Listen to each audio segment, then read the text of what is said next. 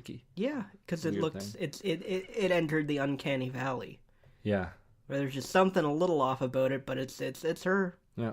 And where's her little brother Noah's Okay, here's the thing. replicant head? Oh boy.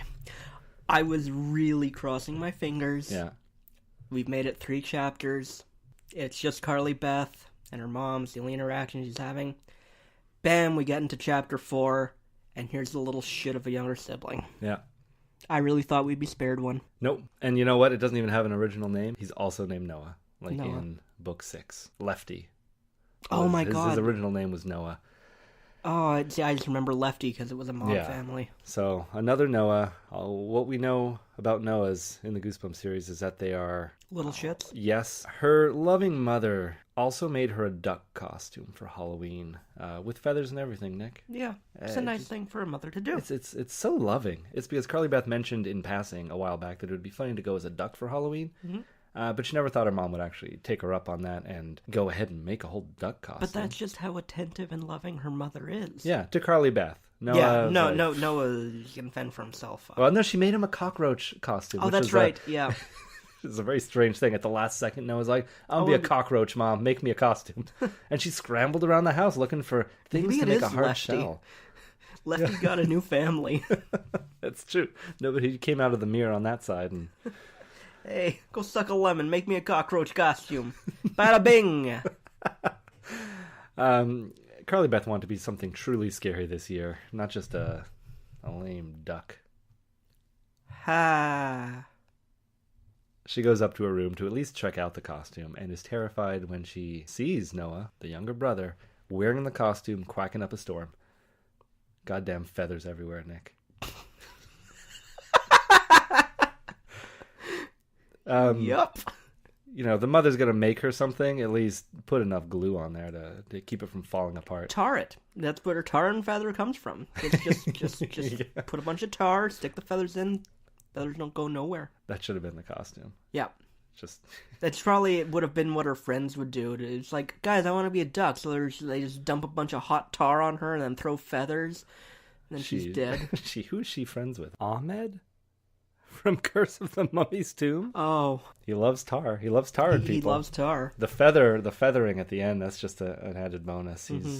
He could take it or leave it, honestly. He just wants to kill. Yeah.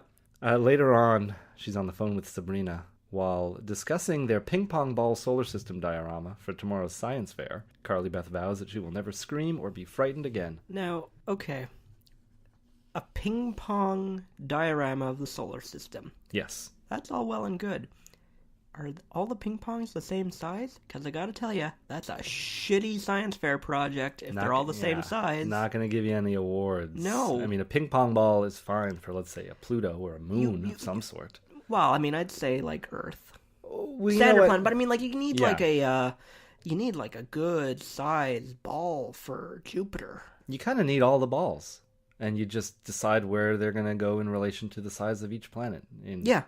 Like, that is what that is the whole point. It's knowing the size and everything. If it's just a bunch of ping pongs, it's like, whoop-de-doo. Yeah. It's like, you're not going to get a good mark on this science fair project. But, okay, let's get to the science fair, because I have a comment. Yes. Now, their ping pong ball diorama, aside from the size of the balls, is pretty good, Nick. But did you check out Martin Goodman's project? He made a computer from scratch. From scratch. He's a little genius. Yeah. You sound like you're not impressed with it. I mean, it was a 90s computer. I guess they're not all that difficult. It probably, has 1 megabyte of memory, but yeah. It's just a litter box and a couple of pieces of string. I don't know. Yeah. I don't know how computers are made.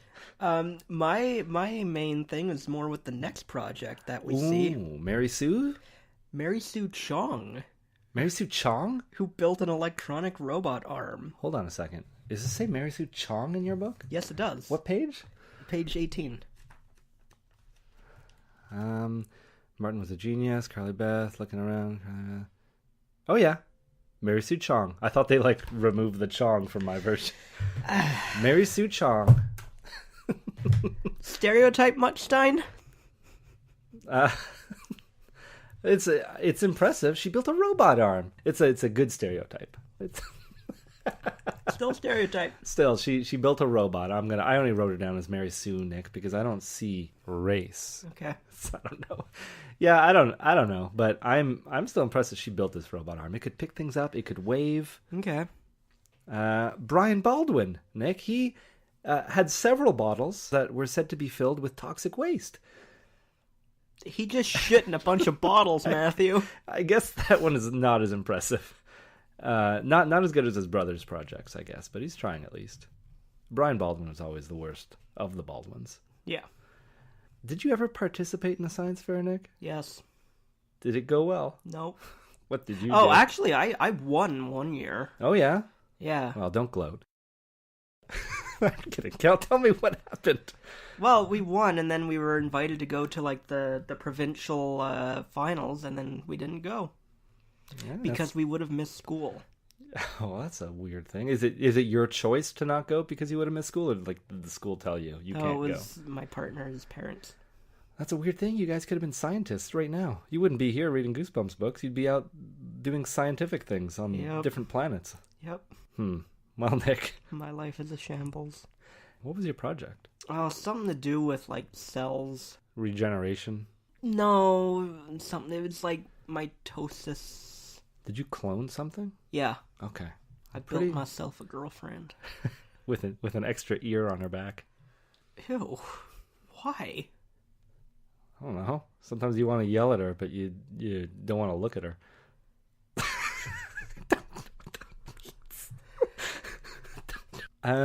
So, Nick, during this science fair, Steve's tarantula escapes and bites Carly Beth on the leg. Except it doesn't really. It's just... And it's just another shitty thing they're doing to Carly Beth. Yeah. Steve is just pretending. He pinches her leg to simulate a spider bite. Hey, Steve, you're a shit. Yeah. Well, the whole school, really, because this whole science fair is just a mock-up science fair, so they could do pull this prank on Carly Beth. Mm-hmm. All the judges are just actors. No. Okay, so Carly Beth flips out, destroys her and Sabby's diorama. Sabby? Yeah. I can't change Carly Beth's name because it's so iconic, but Sabrina, I can call her Sabby if I want. No rules against that. I'll jump back and forth. So, yeah, she's flailing about, ping pong balls all over the place. What is a girl to do? Good night, Seattle. We love you. Ha ha! Sabrina's now on her hands and knees, desperately trying to pick up all these planets, while Carly Beth just runs away. The whole auditorium laughing at her. The judges, too. The judges are laughing. Yeah, they're all a bunch of pricks. Yeah. How will she ever get back at them? Still doesn't know.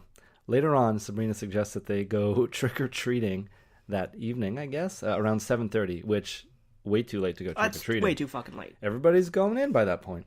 But I went out this Halloween. I walked around in the neighborhood. Trick-or-treating?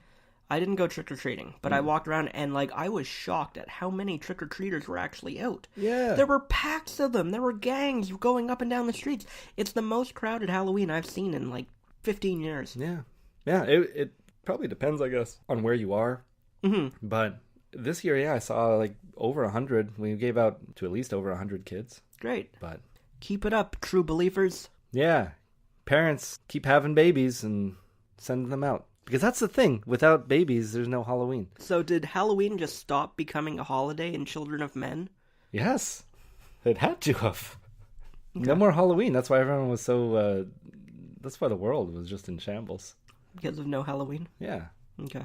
Candy companies just going out of business. But you know what? It's okay that they're going so late because Carly Beth needs a little extra time to stop by the new party store in town and find a truly frightening mask to scare Chuck and Steve with. She grabs her life savings, $30 in crumpled bills hidden in her drawer. Mm-hmm. She ran to the party store. It appeared closed. However, the owner agreed to let her in if she promised to be quick about it. Which is always going to end well. I mean, we remember what happened to Gabe Evans. Or was it Evan something? Evan Stupid. Yeah, Evan Stupid. Yeah. Well, that's when you find a room in the back. That's when things start to go south. Which is exactly what happens. Exactly. But I love how he's describing these masks. So, it says here, he flipped his cape back over the shoulder of his black suit. How about that yellowish one with the pointy ears? He suggested, pointing. I believe it's some sort of Star Trek character. I still have a few of them, I believe. Now, point the first. Yes. The pointy ears? That's a Vulcan. That's like Mr. Spock. Okay. He's not yellow. Well, might just be a creature that has nothing to do with Star Trek. He doesn't know this old man. Okay. Still, he name drops Star Trek. It's in italics. Yeah. After that, sweet. Sweet Enterprise money. What was money called in Star Trek? Was there a different name for it? Well, see, here's the thing. They didn't have money. No form of It currency? was credits, and then like they're like the whole thing is like the Federation doesn't have money, where we value knowledge and exploration and deeper meaning, and then they were like, yeah, no, fuck that, we need currency. So then the Ferengis were like, gold press latinum. Gold press latinum. Yeah, Whatever those little furry balls, they could have sold those things. tribbles. Tribbles. They could have dealt in tribbles. Yeah, okay. And then she looks around. She sees a green Frankenstein mask, a Freddy Krueger mask that came with Freddy's hand, complete with long silvery blades for fingers. Yeah. Now, this just goes into the whole, like, commercialization of Freddy. Exactly. I mean, and Freddy was never marketed towards children of the age of 11. It's an adult character. Like, Yeah. that's one of those things where it's like, that's when you knew Freddy wasn't scary, when there was, like, Freddy breakfast cereal and, like, all that shit. That's true. Yeah. That's when I read it in this book in 1993. And this is coming out, like, right after, well, not right after, but I mean, between Freddy's Dead, The Final Nightmare, and Wes Craven's New Nightmare, so Freddy is still in the ether, but he's, like, been gone for a while. Yeah. Do you think this is R.L. Stein's jab at Wes Craven? Why? Well, because Carly Beth's supposedly afraid of everything, and she sees a Freddy Krueger mask, and she's like, well, that's not scary. I guess. I don't know. I wouldn't read that into it. I guess not. Also, there's an E.T. mask. There's an E.T. mask, which is funny because of that whole sequence in E.T. on Halloween. What was that sequence? Oh, Like, Halloween. A good chunk of the movie. The good chunk of the movie. I just thought he was after that sweet Amblin money. He can't be after all the money. I think he's after the Addams Family money, though. Those Okay. movies were popular at the time. Mm-hmm. Good. He was like a Goosebumps Fester tie-in. But Nick, none of these masks are scary enough. No. None of them. They just don't have what it takes. Carly Beth demands the best. And Well, I'm afraid there's a scary gorilla over there. You can. That's pretty scary. You can scare your friends. He's got real hair on it. He's afraid. I'm afraid of it. I want it out of here. I'm afraid of that gorilla mask. Oh, Planet of the Apes is a nightmare of mine. Saw that in theaters. It was like when Nick saw Gravity. Well, he gets a phone call. He's like, late. Ring-a-ling, hello. He does This the is ring himself. KL5, Mask Shop. I've got some scary gorillas in stock and some Star Trek character. He's far less creepy in this voice, but I like him. We didn't even describe how he looks. He's got a thin little mustache and he's wearing a cape. Yeah, he's basically John Waters with a cape. Yeah, even Carly Beth, the weirdo that she is, she knows that there's something up with this man because she thinks to herself, well, he can't wear that cape all the time. Except I'm Batman, you see. Yeah. Yeah. She finds a little hidden room in the back. Oh, no. And in there, she finds exactly what she's been looking for, Nick. 12 hideous, terrifying masks. Rotting teeth. Chunks of hanging skin revealing gray bone. Gray bones, them gray bones. Stringy hair, oozing blood, bulging heads, and glowing eyes. One of them even looks like Steve Buscemi. That's not in the book. I What wrote up, it fellow teenagers? It's like, oh, too horrible. Let's go back a few masks. There we go. That's the sweet spot. We love you, Steve Buscemi. Yeah, we do. These were perfect, Nick. These masks. Her eyes were set on the cover mask, describing the mask as having a bald, bulging head, putrid yellow-green skin, enormous sunken eyes, which seemed to glow an eerie orange, a broad, flat, smashed-in nose, and jagged animal fangs for teeth. What kind of a mask could actually be so scary that it would guarantee to scare everybody? Mm-hmm, yeah. But I think they did an okay job. And Sure. yeah, I can imagine there's probably some kind of magic to it, too, because it's in a back room. Yeah, yeah. Yeah. And as she goes over to touch it, the caped store owner comes in and apologizes to her. Sorry there, Carly Beth, but those masks aren't for sale at all. Yeah, at first it was like, I thought he was because he said, "I apologize that you had to see these." But then it That's was so like, disgusting. but it was just like a marketing campaign. It was just like, "I'm sorry you had to see these. They're pretty great, but they're not for sale." Please, sir, I'll give you anything. No, there. They're just too real, Nick. They're too scary.